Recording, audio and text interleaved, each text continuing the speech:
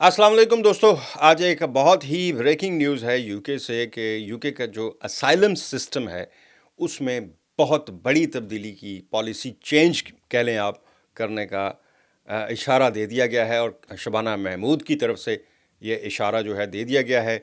मैं आपको ये वीलॉग बना के बता रहा हूँ हफ्ते वाले दिन यानी 15 नवंबर है शायद आज।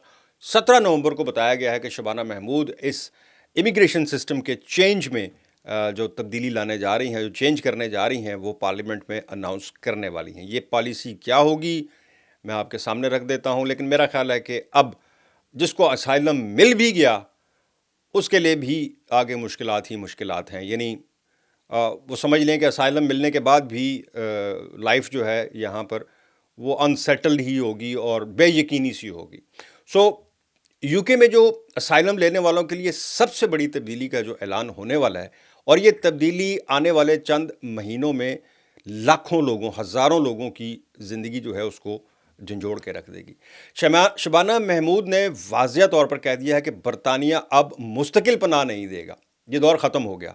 यानी अब अगर किसी को असाइलम मिलता है तो वो सिर्फ आर्जी होगा, उसकी फ़ाइल बार बार खुलेगी, स्टेटस बार बार रिव्यू होगा, और जैसे ही उनके मुल्क को महफूज करार दिया जाए या उन्हें कहा जाए कि उन्हें वापस भेजा जा सके, वो लम्हा है जिसे लेस इन मोर आउट, यानी बरतानवी हुकूमत कह रही है कि कम लोग अंदर आएंगे और ज़्यादा वापस जाएंगे। ये जो हम कहते हैं ना कि बॉर्डर पे जो है इमिग्रेशन सिस्टम कंट्रोल नहीं हो रहा, बेसिकली ये उसको एड्रेस कर रही हैं शबाना कि लेस इन मोर आउट, कि कम लोग जो हैं आएंगे और ज़्यादा लोग यहाँ से जाएंगे। शबाना महमूद और उनकी टीम जो है जी, उन्होंने कुछ अर्सा पहले बाकायदा तौर पर डेनमार्क का दौरा किया। डेनमार्क का जो असाइलम मॉडल है उसको स्टडी किया, क्योंकि जो डेनमार्क जो है वो यूरोप का सबसे जिसे कहते हैं ना सख्त पॉलिसी जो है इस पे असाइलम पे, वो डेनमार्क की मानी जाती है। पूरे यूरोप में सबसे ज़्यादा जो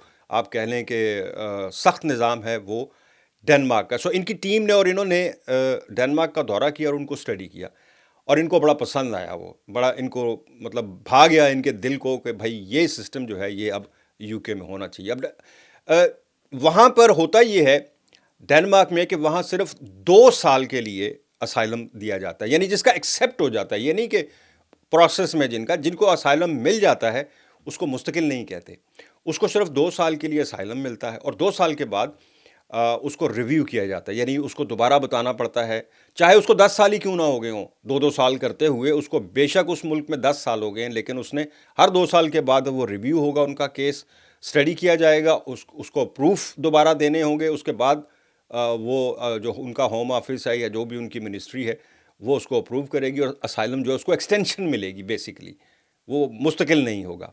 यहाँ पर जो यूके का सिस्टम है वो ये कहता है कि आप आए, आपने असाइलम लिया, 5 साल का आपको असाइलम मिलता है, और 5 साल के बाद आप एलिजिबल हो जाते हैं इंडेफिनेट लीव टू रिमेन, और उसके बाद सीधा सीधा नेशनलिटी। यानी बेसिकली अगर देखा जाए ना तो सबसे जो पुरकशिश वीज़ा समझा जाता है ना इस मुल्क में, वो है असाइलम का, कि आप असाइलम किसी भी तरह आप घुस गए, एक दफ़ा आपका असाइलम एक्सेप्ट हो गया, और उसके बाद आप 5 साल तो आपके असाइलम पे गुजर गए, फिर उसके बाद आगे मुस्तकिल।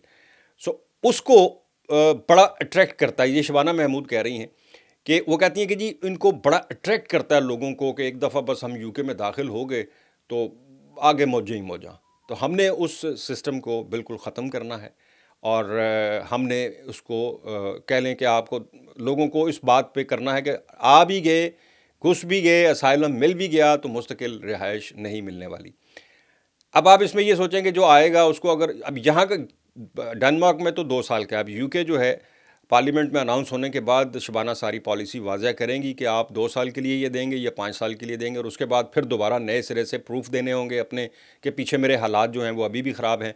फ़र्ज़ करें जैसे अफ़गानिस्तान है, यूक्रेन है, और ऐसे मुल्क जहाँ पे हालात बहुत ख़राब हैं, उन लोगों को एक स्पेशल, उनको रेड जोन में रखा जाता है उन मुल्कों में जहाँ जंग जैसे हालात हों, और वहाँ से आने वालों को फ़ौरन असाइलम मिल भी जाता है, और उसके बाद वो फिर आगे जैसे मैंने कहा लाइफ शुरू होगी। लेकिन अब ये होगा कि 2 साल या 5 साल जो भी टाइम रखेंगे, उसके बाद ये देखेंगे कि उस मुल्क में वाकई अभी भी जंग है, ख़तरात हैं लाइफ को, तो وہ ایکسٹینشن دے دیں گے، ادروائز وہ دیکھیں گے کہ وہاں پہ امن ہو گیا ہے اور سب حالات ٹھیک ہیں، تو وہ کہیں گے جی فلائٹ پکڑیں اور واپس۔ اچھا، جو ایم پیز ہیں لیبر پارٹی کے، وہ اس پر شدید تنقید کر رہے ہیں۔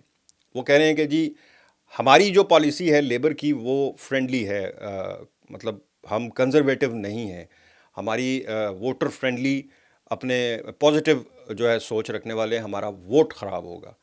اس پر جو شبانہ محمود نے جواب دیا ہے، انہوں نے کہا جی کہ ہم، ہو سکتا ہے کہ ہماری واقعی ہمارا ووٹر اسی طرح ہی ہو، ناراض ہو، لیکن میں بتانا چاہتی ہوں کہ جو نظام میں لانا چاہ رہی ہوں، اگر وہ میں نہ لا سکی تو میرے بعد آنے والا جو دور ہوگا اس پر چیخیں نکل جائیں گی لوگوں کی۔ کسی حد تک یہ وہ اشارہ، یہ بیسیکلی ایک سیاسی اشارہ بھی ہے اور ایک وارننگ بھی ہے کہ میں جو کر رہی ہوں یہ تو آپ کو پسند نہیں آ رہا، لیکن جو میرے بعد آنے والا دور ہوگا وہ کسی کو پسند نہیں آئے گا، پھر آپ سوچ لیں کہ پھر کیا ہونے والا ہے۔ یعنی بیسیکلی انہوں نے بتا بھی دیا۔ ساتھ میں انہوں نے نائجل فراج کا بھی ذکر کیا کہ اگر ہم نے اس طرح اپنے بارڈر کو کنٹرول نہ کیا اور امیگریشن کو کم نہ کیا، اس سسٹم کو، تو ان کو بہت زیادہ ان کے بیانیے کو تقویت ملے گی، لوگ ان کی طرف بہت کھنچے چلے جا رہے ہیں۔